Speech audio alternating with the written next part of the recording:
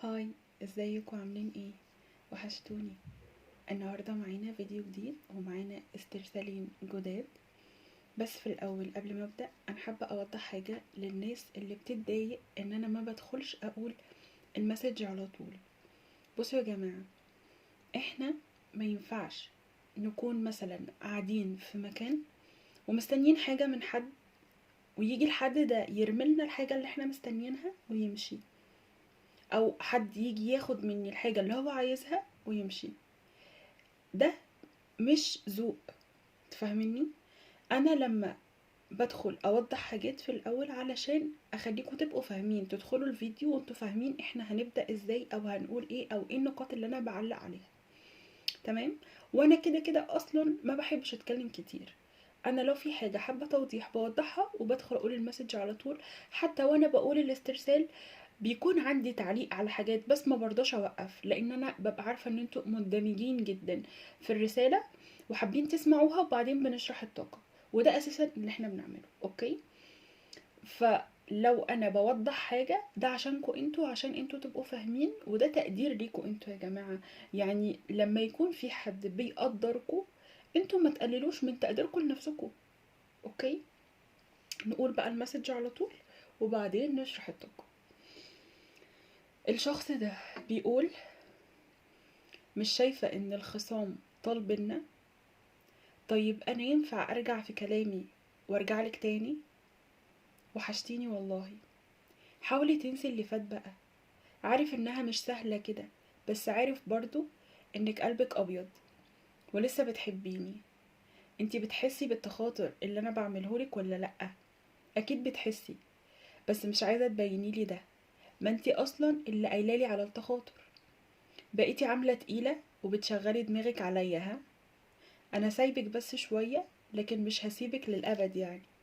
لسه في بينا حاجات كتير، ولسه في بينا خناقات كتير برضو. دي المسج اللي الشخص ده عايز يوصلها لكم. بصوا، هو مبدئيا كده الشخص ده دمه خفيف. يعني انا وانا باخد منه المسج حاساه اللي هو بيقول لكم الرسالة دي وهو بيضحك كده، مش متنشن يعني. واخد الحياة ببساطة كده. يعني دي اصلا شخصية الشخص ده، يعني هو انتوا بتحسوه ان هو واخد الحياة ببساطة قوي. بس شايفة ان ده برضو كان شيء مضايقكوا في العلاقة دي، بيستفزكوا. كنتوا بتحسوا ان هو واخد العلاقة دي آه فنفانة كده، يعني بنفنفن، مش واخد العلاقة دي على محمل الجد. بتحسوه عايز يقضي وقت لطيف وخلاص، نخرج نتفسح نسمع اغاني. شايفة ان الشخص ده عنده عربية. انتوا كنتوا مثلا بتتقابلوا في العربية دي، بتخرجوا بيها او حاجة زي كده يعني. آه، شايفة برضو ان الشخص ده ما كانش فيه منه اي كلام خالص في اي خطوات جدية. او لو انتوا بتستنوا منه يعني ان هو يكلمكوا في ترسيم او او حاجة جدية للعلاقة دي، انتوا مش بتلاقوا كده خالص خالص. شايفة ان الشخص ده دلوقتي بيحاول يداري كسفته منكم. آه، هو شايف نظرتكم انتوا ليه مش حلوة خالص. هو حاسس انكم شايفينه شخصية تافهة، مش قد المسؤولية، لان بتصرفاته معاكم خلاكم تشوفوه كده. يعني هو في، يعني هو دلوقتي شايف دي نظرتكم انتوا ليه. انتوا فاهميني؟ هو دلوقتي بيقول لنفسه، يعني مش بيقول لنفسه قوي، يعني عشان انا شايفة ان الشخص ده عنده شوية كبر كده. بس هو حقيقي دلوقتي شايف انه كفاية كده، يعني اللي هو زودها قوي معاكم. هو شايف كده، وشايف كمان ان انتوا مش مجبرين تستمروا معاه في علاقة انتوا مش عارفين هي رايحة لفين. شايف ان هو صغر نفسه بنفسه في نظركم. يعني انا شايفة ان الشخص ده بصراحة شايف صورته وحشة قوي في عينيكوا. شايفة ان هو كان متأكد قوي من حبك ليه. هو كان ضامن حبكوا. لو مين قال له ايه، هو هو وداني، الشخص ده وداني وبيسمع، بس كان في حتة حبكم ليه هو كان متأكد منها جدا جدا. مش عارفة ليه وصلت لي طاقة كده ان الشخص ده عمل لكم اختبارات كتير علشان يتأكد من حبكم ليه. دي حاجة ظهرت لي قوي. وحتى برضو لما كان بيتأكد من حبكم بيفضل جواه شك كده. يعني الشخص ده مش بيعرف يثق في حد خالص يا جماعة، ولو حصل وادى الثقة لحد مش بيدي ثقة كاملة خالص. بس هو معاكوا شايفكوا ناس عاقلة قوي، يعني شايفكوا ناس عاقلين كده، عارفين امتى تمشوا، امتى تدوا ظهركوا للعلاقة، امتى تبينوا حبكوا، فاهمين امتى تاخدوا موقف. مم. الشخص ده هو اللي بعد عنكم، او كان دايما بيحط مسافة او حدود بينكم، وده خليكم انتوا بقيتوا تحطوا حدود معاه كمان. يعني انتوا اتعلمتوا بقيتوا تعاملوه بنفس معاملته. شايفة في منكم الشخص ده قال لكم بوضوح ان هو مش هيعرف يقدم لكم اكتر من كده في العلاقة، ومش هيقدر يحقق لكم استقرار زي ما انتوا عايزين. لو الشخص ده ما قالش كده بوضوح، فكان البعد دايما او ان هو مش بيكلمكم في حاجة جد، او اساسا مش بيتكلم في العلاقة دي خالص، ده كان بيوضح لكم ان هو مش هيقدم لكم حاجة. انتوا كنتوا شايفين ان التصرفات دي تصرفات شخص مش عايز علاقة جدية. يعني في ناس هو قالها بوضوح، وفي ناس لا، فضل يتلاعب كده وبين لكم ده بالتصرفات، فاهمين. شايفة ان الشخص ده كان طفولي جدا جدا معاكم في العلاقة.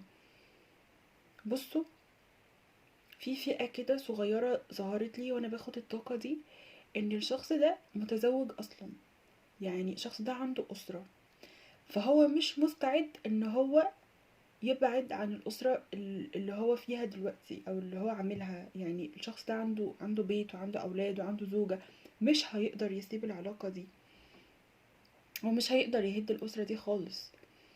بس في نفس الوقت هو متعلق بيكم جدا. هو في حالة عاشها معاكم، في مشاعر حسها معاكم مش موجودة مع الطرف التاني. ده كده جزء للناس اللي في علاقة ثلاثية. انتوا اللي بتسمعوني، انتوا دخلتوا العلاقة دي وانتوا عارفين انه عنده طرف تاني في حياته. شايفة انه ما قالكمش انه هيسيب الطرف ده، هو ما وعدكمش بحاجة.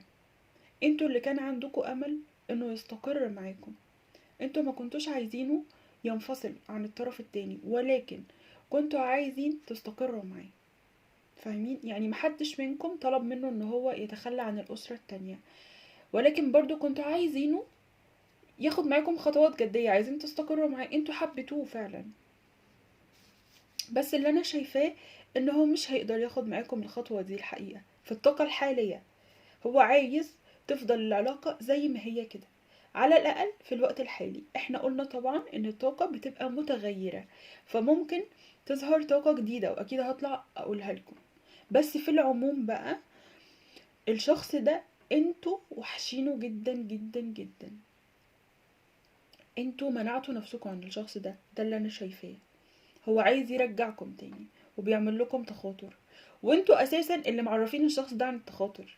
يعني انتوا اتكلمتوا معاه انه بيحصل بينكم تخاطر وشرحتوا له بقى كمان. فهو دلوقتي بيفكر فيكم وعايز يوصل لكم احساسه ده عن طريق التخاطر بقى. هو شايفكم تقلانين قوي عليه، بيقول لكم اللي هو يعني سايبكم كده تلعبوا حبة، تلعبوا كده قدامه بقى، تنزلوا صور تبينوا بقى ان انتوا مش في دماغكم، تبينوا ان انتوا تقلانين. تمام، هو سايب لكم حبة كده تلعبوا، بس هو مش هيسيبكم على طول، مش هيسيبكم كتير. الشخص ده عايز يكلمكم، بس ايه بقى، عايز يكلمكم بس مش عايز عتاب، مش عايز انكم تحطوه في موقف اختيار. انتوا كان في بينكم دايما زي خناقات كده، يعني مش خناقات كبيرة، بس احنا بنسميها كده نقار مثلا، بتقعدوا تنقروا في بعض كده. آم، خناقات بسيطة كده، يعني بتقعدوا تشدوا مع بعض على تفاصيل بينكم. شايفة ان الشجار ده او الخناقات الحدية دي كانت بتبقى من ناحيتكم انتوا، يعني الشخص ده كان بيعرف يستفزكم، فانتوا كنتوا بتتكلموا مثلا في حاجة باستفزاز، بغضب، بس بترجعوا تاني، يعني بتتصالحوا بسرعة انتوا. هو برضو وحشه جدا الشجار او المشادات اللي كانت بتحصل بينكوا دي حاجة وحشة جدا يعني. بيقولك لسه العلاقة مكملة ولسه في خناقات كتير، لسه هيستفزك تاني. الشخص ده مستفز قوي على فكرة.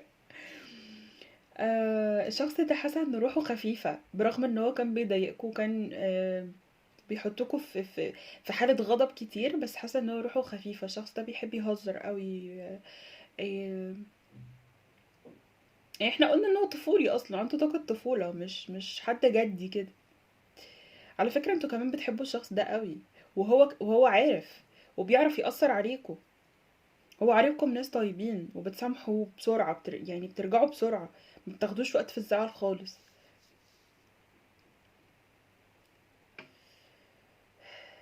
مش عارفة، عايز يقول حاجة تاني ولا ايه؟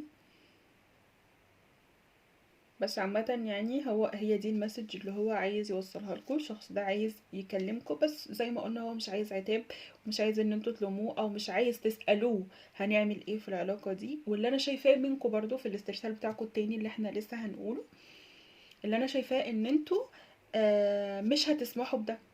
لا، عايزين تعاتبوا الشخص ده، عايزين تقعدوا قاعدة كده وتوضحوا كل حاجة. هنشرح بالتفاصيل في المجموعة التانية. خلينا نشيل دي. آه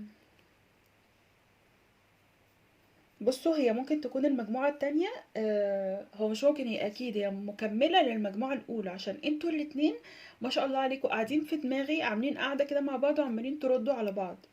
اوكي، فخلونا نقول بقى الرسالة بتاعتكم للشخص ده. انتوا بتقولوا ايه بقى؟ مش عارفة أدعي عليك بإيه.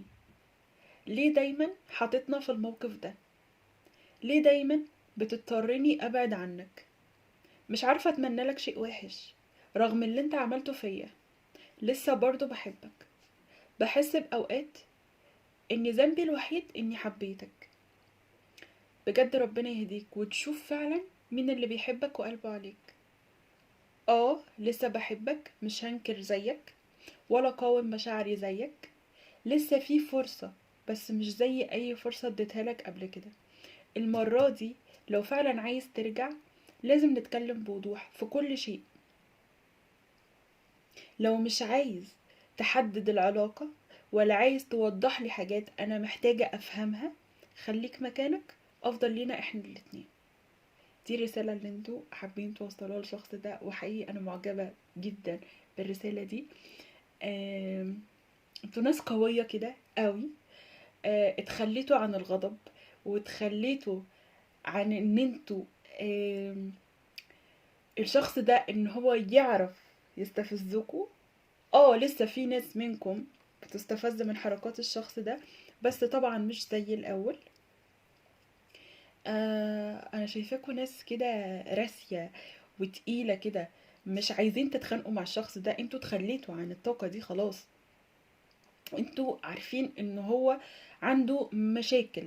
آم، مش عايزة اسميها قوي مشاكل نفسية، بس انتوا عارفين ان الشخص ده عنده حاجات جواه محتاج يواجهها، ومحتاج يشتغل عليها، ومحتاج يعمل تشافي زي ما انتوا عملتوا تشافي برضو. انا شايفة ان العلاقة دي انتوا دلوقتي واصلين لمرحلة وعي حلوة جدا، وفهمتوا ان العلاقة دي ما اذتكوش على قد ما فادتكوا. انتوا لولا العلاقة دي ما كنتوش هتعرفوا يعني ايه وعي، ما كنتوش هتعملوا سيرش على لايف كوتش وتبقوا عايزين تحسنوا من حياتكم، ما كنتوش هتجددوا من حياتكم. لولا العلاقة دي كنتوا هتفضلوا لسه مكانكم. انا شايفة ان في ناس هنا بتاخد تطور كبير جدا في حياتها، وعايزين تعملوا حاجات في حياتكم. انا شايفة ان انتم مركزين على نفسكم قوي، بتفكروا في الشخص ده، بس برضو وقتكم لنفسكم بقى اكبر من الوقت اللي انتوا كنتوا بتدوه للشخص ده. انا شايفة ان انتوا بقيتوا ناس هادية كده وناس تقيلة. بصوا، انتوا لو ملاحظين ان الشمعة بتاعتكم النهاردة هادية قوي، انتوا امبارح كانت مولعة خالص. النهارده الشمعة دي هادية، والطاقة اللي واصلة لي منكم هادية جدا. بصوا انتوا ناس تقيلة كده، انتوا بتقولوا ان انتوا بتحبوه، معترفين جدا ومش عايزين تديروا الحب ده، بس بشروط. احنا قلنا في الاسترسال اللي قبل ده انتوا ليكم شروط، لو مش هيجي بالشروط دي انتوا بتقولوا له خليك مكانك، مش هنموت من غيرك.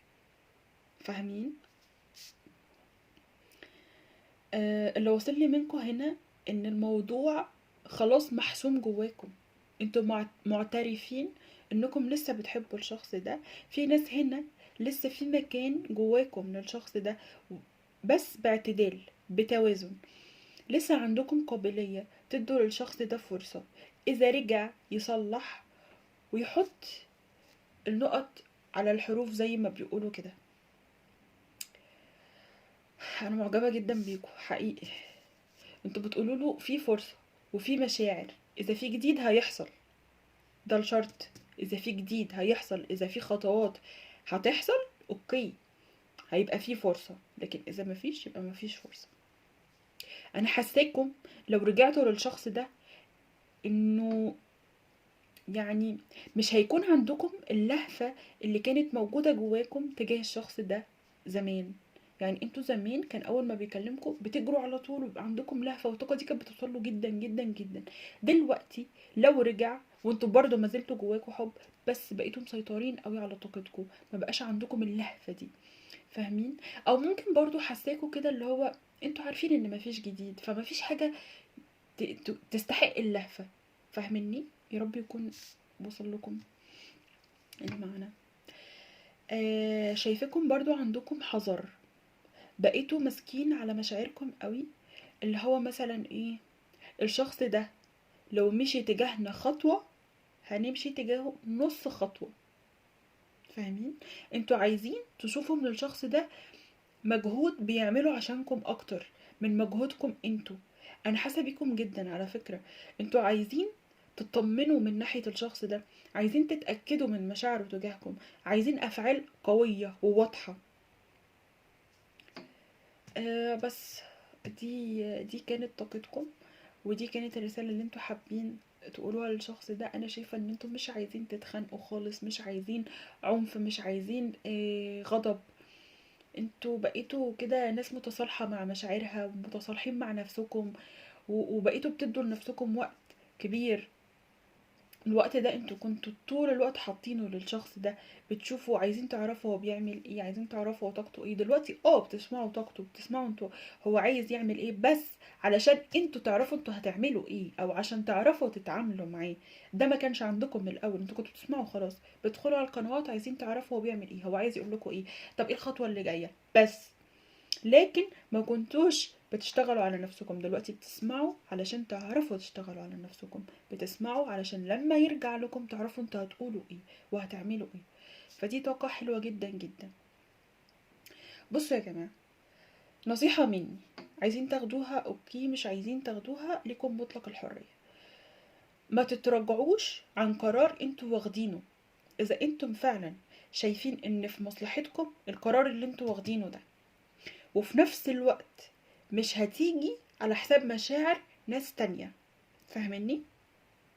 دي النصيحة اللي انا بقولها دي لناس معينين هم عارفين نفسهم وعارفين ان دي طاقتهم. ما تسعوش انكم تفرقوا بين اتنين علشان تستقر انت مع الشخص ده في علاقة. انا عارفة ومتأكدة انكم مش اشخاص مؤذية ابدا، انتوا مش ناس مؤذية، لكن انا لازم وواجبي ان انا اوعيكم. المشاعر احيانا بتخلينا نتصرف تصرفات مش محسوبة. اوقات من كتر تعلقنا بالشريك او احتياجنا ليه بيخلينا ما نعرفش نشوف القصة من منظور اخر. كلامي مش معناه ابدا انكم تقبلوا تكونوا في مكان انتم مش مرتاحين فيه، ولكن لو الشخص ده فعلا عنده طرف تاني واسرة واولاد، ما تكونوش انتم سبب في الانفصال ده.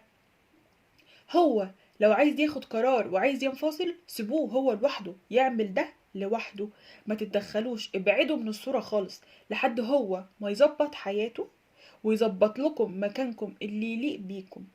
فاهماني؟ هكرر تاني، الكلام ده مش للكل، الكلام ده لناس معينة عارفين ان دي طاقتهم وهم عارفين ان هم في علاقة ثلاثية. اوكي؟ بس النصيحة للكل بقى، لازم من اول العلاقة يكون في وضوح. ما ينفعش ابدا ابني علاقة على احتمالات، احتمال يتغير، احتمال يعمل كذا، احتمال يديني اللي انا عايزاه، احتمال. ما ينفعش ابني على احتمالات، لازم تكون كل حاجة واضحة قدامي. سألت سؤال لازم الاجابة تبقى واضحة ودايركت، ما ينفعش الف وادور.